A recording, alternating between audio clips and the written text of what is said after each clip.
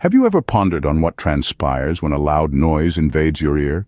It's not just a simple case of in one ear and out the other. No, it's a process that can potentially send shock waves through your auditory system, and not in a good way.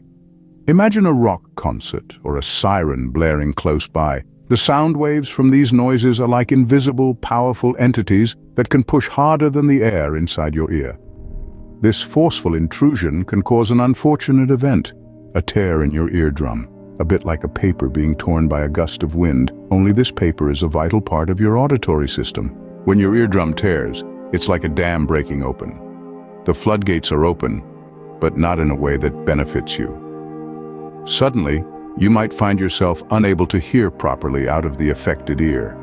It's like trying to listen to a conversation underwater. Everything seems muffled and distant. But that's not all. The aftermath of this rupture can be a painful experience. You might feel a constant throbbing pain, and then there's the ringing, a high-pitched sound like a persistent alarm clock that refuses to be silenced. Now, before you start panicking, understand this. Your body is a remarkable healing machine. Given time, usually a few weeks, your eardrum will heal.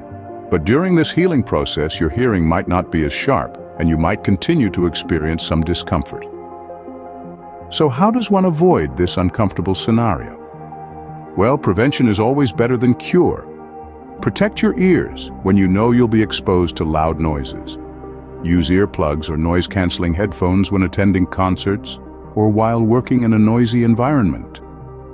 Keep the volume at a safe level when listening to music or watching movies. In conclusion, loud noises are more than just a nuisance. They can be a real threat to your hearing. They can tear your eardrum, cause you pain, and even temporarily impair your hearing. But with a little caution and care, you can keep your eardrum safe and sound. Remember, your ears are your gateway to the symphony of life, so treat them with the respect they deserve.